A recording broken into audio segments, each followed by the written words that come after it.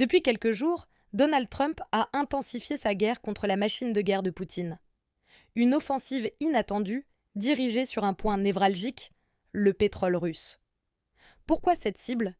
Parce que c'est là, dans ce flux d'or noir, que tout l'équilibre du conflit bascule. La Russie, c'est une économie à un seul produit, dominée par le pétrole et le gaz. Ce sont les ventes de ces ressources qui financent tout l'effort militaire. Alors, quand Trump impose un nouveau tarif à 25% sur l'huile que l'Inde importe de Russie, c'est un coup porté directement à la capacité de Moscou à faire durer la guerre. Ce n'est pas un hasard si Poutine s'est battu pour retarder ce coup, et ce n'est pas un hasard non plus qu'il ait échoué. Mais pourquoi viser l'Inde? Parce que ce pays achète à prix cassé environ 38% du pétrole russe destiné à l'exportation. Et derrière, il y a la Chine, le plus gros acheteur. Plus les pays comme le Brésil ou la Turquie, voire certains Européens qui résistent malgré les sanctions. C'est un réseau d'alliés silencieux qui alimente cette guerre. Là où les choses deviennent troubles, c'est avec l'Inde elle-même. Des rumeurs courent que cette alliance pétrolière masque en réalité une quête de profit massif. Certaines compagnies indiennes ont cessé d'acheter le pétrole russe juste après l'ultimatum de Trump, mais d'autres responsables insistent pour maintenir cette relation. Pas seulement pour des liens d'amitié, mais peut-être aussi pour des revenus inattendus. Imagine, acheter du pétrole russe lourdement sanctionné à bas prix, le raffiner, puis le revendre en Occident au prix marché, empochant la différence. C'est un jeu risqué, mais lucratif. Côté diplomatique, on a vu des tentatives de paix qui ont tourné court. Steve Witko, envoyé spécial américain, a rencontré Poutine au Kremlin. Quelques heures après son départ, Trump lançait ses nouveaux tarifs. Un message limpide. La Maison-Blanche ne bluffe plus.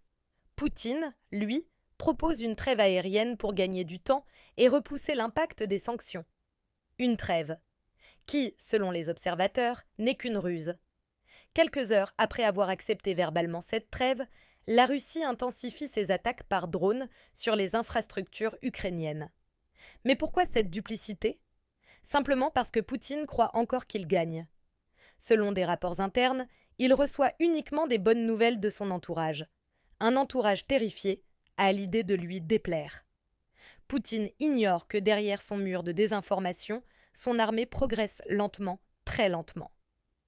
En réalité, elle ne contrôle qu'une infime partie du territoire ukrainien, une progression si lente qu'il faudrait 2 siècles pour occuper tout le pays au rythme actuel.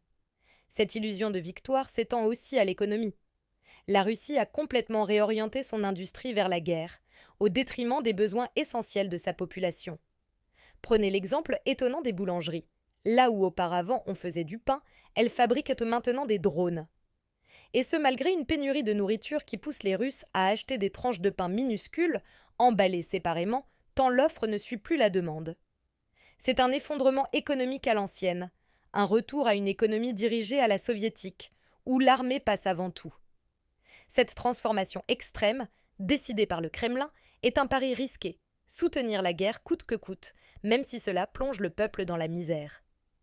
Tandis que les sanctions américaines visent à faire claquer cette machine, le gouvernement russe injecte à tout va pour maintenir sa production militaire, quitte à faire exploser l'inflation et les pénuries en Russie même. Alors, quelle suite pour ce conflit? La pression économique américaine augmente et avec elle, le risque que la machine de guerre russe s'emballe vers un point de rupture. La population russe vit une crise silencieuse, tandis que la diplomatie traîne en longueur et que la guerre continue de faire rage avec une brutalité toujours renouvelée.